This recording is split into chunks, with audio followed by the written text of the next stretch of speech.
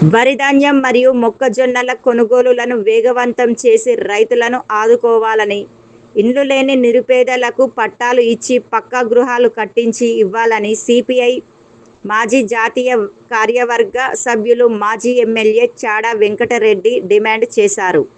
Shivanagar Tammera Bhavan CPI జిల్లా party కార్యాలయంలో విలేకరుల సమావేశంలో ఆయన మాట్లాడుతూ, తెలంగాణలో ఇంకా చాలా వరి ధాన్యం కళ్లం నుండి మిల్లుకు కదలలేదన్నారు. కొనుగోలు చేసింది నామమాత్రమేనని, తెలంగాణ అంతటా లక్షలాది రైతుల వరికుప్పలు గ్రామాల్లో పంట పొలాల్లో ఎక్కడికక్కడే రోడ్లపై ఆరబోసి ఉన్నాయని, వర్షం వస్తే తమ 6 నెలల కష్టం వరద పాలవుతుందని దిగాలుతో రైతులు కంటి మీద కునుకు లేకుండా గడుపుతున్నారన్నారు. అలాగే మొక్కజొన్న రైతులు కూడా చాలా ఇబ్బంది పాలవుతున్నారని, గన్ని సంచుల కొరత మరియు కాంటైన మక్కలను తీసుకుపోయే లారీలు లేక రైతన్నలు నిద్రలేని రాత్రులు గడుపుతున్నారన్నారు. 10 రోజుల్లో ధాన్యం మరియు మొక్కజొన్న కొనుగోలు పూర్తి చేయకుంటే రైతులను కూడబెట్టి పెద్ద ఎత్తున ఉద్యమం చేస్తామని ప్రభుత్వాన్ని హెచ్చరించారు. ప్రభుత్వం ఇచ్చిన హామీలను అమలు చేయాలని, పేద వర్గాలకు కుటుంబాలకు డబుల్ బెడ్రూమ్ ఇండ్లను, ఇందిరమ్మ ఇండ్లను కట్టి ఇస్తానని చెప్పినా ఇప్పటి వరకు ఏ ఒక్కరికి న్యాయం చేయలేదన్నారు.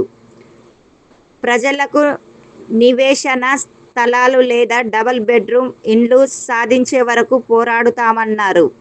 జిల్లా వ్యాప్తంగా పేద ప్రజలు గుడిసెలు వేసుకున్న వాసులందరికీ పట్టాలు ఇచ్చి పక్కా గృహాలు కట్టి ఇవ్వాలని డిమాండ్ చేశారు.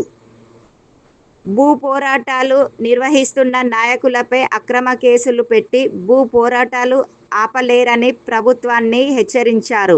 ఎన్ని కేసులు పెట్టినా ఈ భూ పోరాటం ఆగదని, తక్షణమే ప్రభుత్వ భూములను గుర్తించి పేద వర్గాలకు పంచాలని, లేకుంటే ఈ భూమిని సిపిఐ పార్టీగా పేద వర్గాలకు పంపిణీ చేస్తామని హెచ్చరించారు.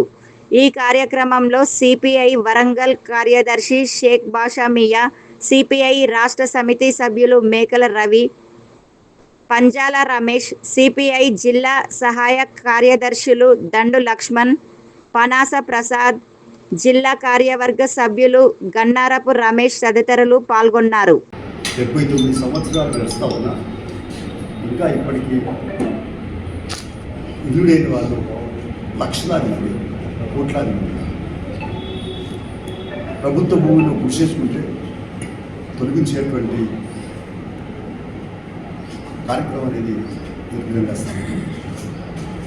ఎక్కడైతే కమ్యూనిస్టులు ప్రొటెక్ట్ చేసి ఎర్రజెండాల వాటి గట్టిగా నిలబడతారు, అక్కడనే వాళ్ళ విషయాలు ఉంటున్నాయి. రకమైన పట్టాలు వచ్చినాయి. హైదరాబాద్లో కానీ, వరంగల్లో కానీ, కరీంనగర్లో కానీ చాలా చోట్ల గతంలో కూడా పట్టాలు ఇచ్చిన చరిత్ర కనిపిస్తుంది. అయితే డాక్టర్ బిఆర్ అంబేద్కర్ రాజ్యాంగంలో కూడా ప్రతి వ్యక్తికి కనీసం ఇల్లు ఉండాలి.